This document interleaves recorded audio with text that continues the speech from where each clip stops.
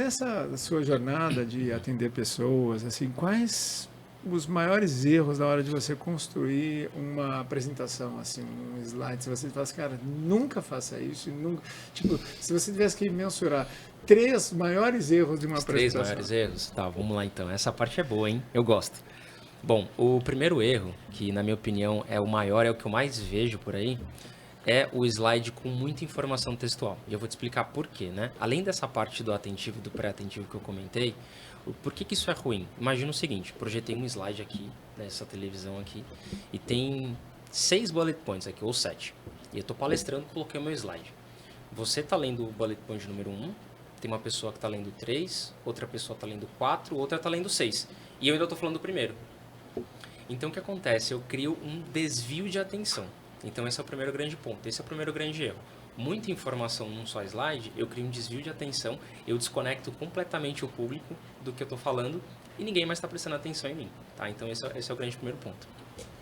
O segundo, que ele é mais do design mesmo, ele é mais visual, é o que eu chamo de imagem clichê.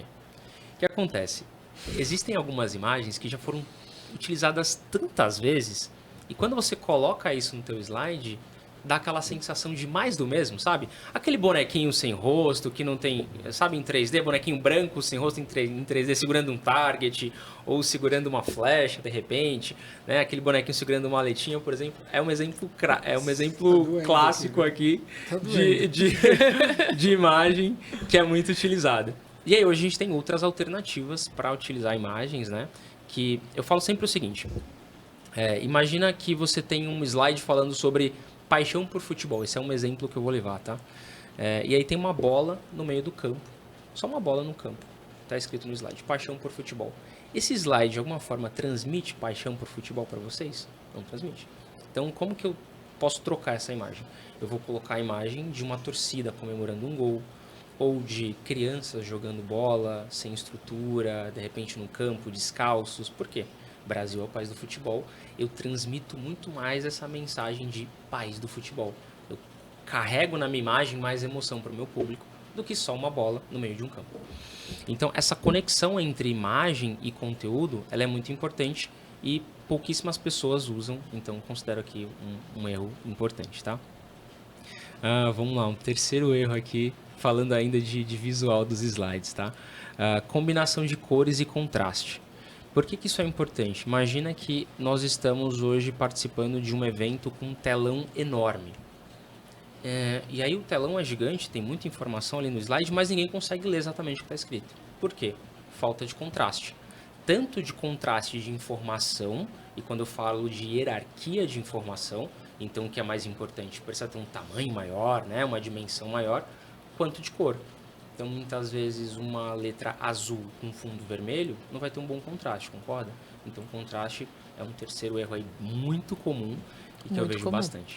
E que eu já participei de algumas apresentações que a gente realmente não conseguia ler e a gente tinha muito essa questão de ter muita atenção para entender. É isso. E acaba que a mensagem não chegou. Né? Iluminação destrói a tua apresentação. Total. Faz um fundo amarelo, daí tá tudo aberto. Assim, parece uma apresentação branca, né? Era para ser tão exatamente. Assim, na tela ficou tão bonito. E o que acontece? Existem diferenças, né? Então, por exemplo, aqui no seu computador, se eu colocar uma apresentação, fica de uma forma.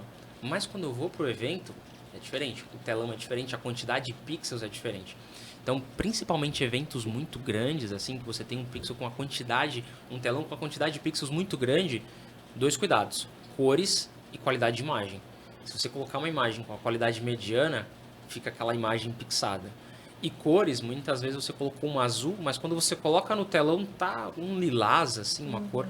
Então é importante um teste previamente, né? É importante olhar certinho o local, entender as dimensões do telão. Então eu já vi muita apresentação em que você construi uma apresentação num padrão, porém o telão ele é um telão ultra-wide, por exemplo, aquele telão de cinema. E a imagem do slide fica esticada. E aí, o que você faz no dia da apresentação? Então, tem que checar o telão também. Enfim, são algumas coisas que a gente vai aparecendo muito no dia a dia. Quando você trabalha em grandes eventos, você começa a perceber essas nuances, assim. Perfeito. Já ficou a dica pro Connect aí também. É verdade. É verdade, porque agora, dia 26 de abril, tem o Connect, né? que era o Conecta Med, agora é o Conecte, que é um eventaço aí pro público da saúde, não só para médicos, mas da saúde como um todo. E quem encabeça é o Dr. Rizieri, junto com o Dr. Jeff. Então, eles são totalmente disruptivos, assim. Eles são os médicos blogueiros, como conhecidos, né? Muito bom. A Que gente legal. vai saindo da zona, um constante incomodado, a gente vai em movimento Muito e bom. é bem legal, né? Eu acho que Isso é... Extração, e a Jaque é a organizadora de Não, toda e eu essa vejo- estrutura. E poxa. vamos fazer um negócio ainda mais bonito esse ano. coisa Um linda, dia que inteiro, coisa imagina, um dia inteiro. E aí eu te pergunto, né? Pode Imagina, um dia inteiro de evento. Começa às 10 da manhã e vai até ali por volta das 20, 21 horas. Como conseguir prender esse público? Porque a gente já testou pausas. As pessoas demoram para retornar. Então eu falei, esse ano não vamos ter pausa, vamos direto. Como fazer com que essas pessoas fiquem ali, se conectem? Porque, imagina, o telão, ele é um 6x3. É entendi. bem amplo. Legal. Então, como fazer essas pessoas estarem conectadas na apresentação, no palestrante? Já fica aqui a dica pro Dr. Rizieri. Isso é muito importante. Não, e na verdade, assim, a gente está passando por um momento de transformação, né? Porque as redes sociais agora, nosso nível de atenção é muito menor. Então, 60 segundos de vídeo é um desafio você prender as pessoas em 60 segundos de Reels para quem produz conteúdo. Imagina numa apresentação longa ou num congresso, né? Mas sim, tem algumas técnicas. Bom, a primeira e principal, e que a gente precisa ter, é o storytelling de fato. Por mais que... E aí a gente tem algumas formas de trabalhar o storytelling quando a gente fala de evento. O evento inteiro e todas as palestras, elas podem estar dentro de uma grande história, onde cada palestra e cada palestrante conta um pedaço dessa história ou faz parte dessa construção total. Essa é uma forma de fazer. Ou você pode trazer essa estrutura de história dentro de cada apresentação. Cada apresentação é uma história. Então, como que cada apresentação é uma história, Adriel? Vou dar um exemplo aqui do Novo Mercado ao Vivo. Então, uma palestra nós fizemos no formato Jornada do Herói, onde o principal palestrante contava a sua história de transformação. E aí, por que o storytelling é poderoso? Você prende muito mais a atenção da pessoa. E existem algumas técnicas, principalmente, e a gente pode usar ela várias vezes, tá? Durante a apresentação.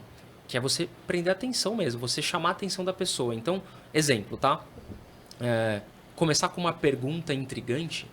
Pessoal, 99% das apresentações são ruins. Eu vou contar para vocês aqui agora por que elas são ruins. Nossa, por que a apresentação é ruim? Muitas vezes eu começo dessa forma, quero entender.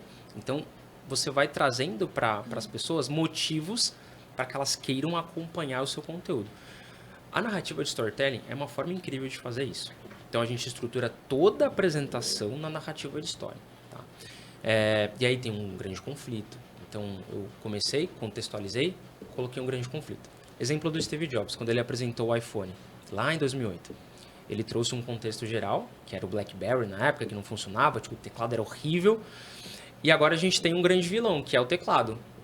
Quem vai ser o herói aqui para vencer esse vilão? No caso, era o novo iPhone. Então, ele construiu uma narrativa para apresentar o produto dele. E aí, por que o conflito é legal? Porque você tem algo a ser vencido aqui. A gente precisa vencer. A gente precisa passar por isso. E a pessoa quer saber, meu Deus, como que a gente vai vencer esse conflito? Todo mundo fica curioso para saber como que isso vai acontecer. Então, construir a apresentação em formato de história é uma forma interessante. Porém, pesquisas já falam também que a gente presta muito mais atenção sempre no começo e no final de alguma coisa. É verdade. Né? Então, existe uma estrutura de história que é o seguinte. Eu estou sempre colocando um começo, desenvolvo, estou sempre colocando o final. Opa, comecei de novo. Começo, desenvolvo, final. Várias vezes ao longo da apresentação. E quando as pessoas olham, meu Deus, acabou a palestra. Nossa, mas acabou a palestra? Acabou a palestra. Início, final, início, final, início, final. E você vai trabalhando esse quase que um gatilho mental para que a pessoa preste atenção em você. Enfim, e consiga entender e absorver o conteúdo, que isso é muito importante. Então, a parte de storytelling, ela é fundamental aqui. Mas a parte visual também. Porque o gatilho de uma transição, a forma como o conteúdo está posicionado, tudo isso ajuda a atrair e voltar a atenção das pessoas para sua apresentação também. Então, tem sim gatilhos visuais que a gente utiliza nas transições, de colocar um elemento, de repente colocar um GIF, de ter um vídeo rápido de 2 minutos. Porque tá acontecendo um vídeo ali, deixa eu ver o que é, sabe? Então, você vai sempre puxando. É uma batalha quase pela atenção, né? Você vai sempre buscando trazer a atenção das pessoas. Eu posso contribuir também na visão da performance, tá? Bom, como eu sou atriz, a primeira recomendação que eu faço a todos os palestrantes é que vão ao teatro. Inclusive, fiquei sabendo que aqui em Manaus nós temos um excelente teatro municipal. Em breve espero conhecer, porque o teatro ele te dá uma visão de experiência como espectador.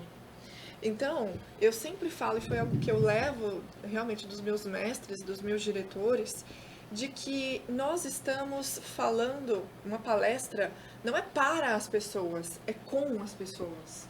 Isso muda tudo. Porque a gente também, no teatro, aprende que a quarta parede, que seria uma parede que dividiria os atores do público, ela não existe mais. Existe a queda da quarta parede. Isso significa que se o palestrante quiser descer do palco, ele pode descer. Ele não está infringindo nenhuma regra. Muito pelo contrário, se isso fizer sentido com o que ele está falando, ele acessa um gatilho de envolver ainda mais as pessoas. Então, lembra, sempre vai palestrar, não é para as pessoas, você não está lecionando lá como se fosse uma aula numa pós-graduação. É com as pessoas, envolva as pessoas. Crie o seu conteúdo, obviamente existe todo um script, mas de repente uma pessoa contribuiu de alguma forma, aconteceu algo naquele momento, envolve as pessoas. Isso, na minha visão já, que faz com que uma palestra que de 2 horas de duração passe como se fosse 30 minutos. E a gente também aprende muito no teatro e no cinema que os atores, principalmente lá nos Estados Unidos, eles se referem à atuação com o verbo play, que é jogar. Está aqui também mais uma outra forma, uma perspectiva de você lidar com o palco. É um jogo. Então você está o tempo inteiro jogando com o público. Não é algo só você, não é individual. Para mim, se o palestrante investe nesses gatilhos mentais, num bom roteiro, assim como um filme, que pode ter 2, 3 horas de duração, e se é um bom roteiro, você passa assim um filme, é assim a palestra também. Se você tiver um artista, e aí eu falo que o palestrante tem que ser um pouco artista, assim. Com certeza. Não tem como ficar chato. Assim. As pessoas querem mais, sabe aquela sensação Sim. de quero mais? Aquela sensação, sério, acabou, então, uau, né? Aquela sensação, uau, ela é maravilhosa, porque aí você que está no palco, você se sente bem, né? Que você fez uma entrega de uma forma que a pessoa, ela ficou tão impactada, ela se conectou tanto com a história, com o tom de voz, com a postura, que ela fala, gente, quero mais. Não, assim, eu fiquei feliz agora que, assim, esse ano a gente reformulou a ideia. Legal. É um storytelling no sentido de que você vai sair dali com todas as ferramentas de camadas para você gerenciar o teu consultório. Como você, desde estrutura, modelo de negócio, contabilidade, então assim, você sai com todas as tuas ferramentas de maneira bem, inclusive liderança, né? Porque tipo, você, enfim, para construir. Então assim, é como se você tivesse em um dia uma mini pós-graduação, lógico que com pílulas, né? Mas que você fomente buscar mais interesse baseado nas tuas limitações, né? E vem muito, assim, eu escrevi algumas coisas aqui para perguntar para vocês. E você me falou uma coisa agora e eu ia até te perguntar, assim, como que, do ponto de vista de branding, o que uma pessoa precisa para se tornar um palestrante, para ela se posicionar como um palestrante, um especialista? Como que eu consigo... É lógico que as pessoas, elas... Talvez o fato do rápido, raso e resolutivo, as pessoas destruíram a palavra branding como se fosse, são cores, é uma logomarca. Perfeito. E branding é uma construção, né? Construção de marca, uma construção de marca da tua história, de tudo, né? Mas se tivesse que um início de jornada, assim, por exemplo, amanhã um monte de pessoas vão começar uma grande jornada que é se transformar um palestrante lá no curso da Empower. quais são os passos que essa pessoa começa a trilhar associado ao branding dela? Ótimo. Olha, para mim, um palestrante ele precisa ter as ideias próprias dele. Eu não preciso nem falar do conteúdo. O conteúdo tem que ser avançado. O que vai, na minha visão, fazer com que uma pessoa suba num palco, e é óbvio que quanto mais tempo, a gente estava falando aqui nos bastidores de treino, de longo prazo, é isso que transforma um bom comunicador. Não tem segredo. Não tem uma hackzinha que de um dia para o outro vai te transformar num grande jornalista, num grande radialista. Mas as ideias, os valores, a visão daquele comunicador, essa sim é o que diferencia num mar de palestrantes. E aí, se você contrata bons mentores, se você passa por bons treinamentos, você lapida e se transforma numa super palestra. Agora, uma pessoa que não tem opinião, uma pessoa que não tem ideia, uma pessoa que não se posiciona, digamos assim, nem mesmo na sua própria área, fica difícil de você construir um branding, construir uma marca. Então eu vou falar muito disso na imersão. Por que você quer subir do palco? Que marca você quer deixar nas pessoas? A gente estava visitando o museu dentro da Rede Globo e a gente se deparou com um legado. Não são somente troféus, não são somente imagens vazias. É um legado. Em todo lugar que a gente pisou, lá eu sentia, assim, a energia mesmo de pessoas, gerações que deixaram, né? Então, eu acredito muito nessa visão de legado para o palestrante. Não é só subir no palco e falar da boca para fora. Entende? Não, e assim,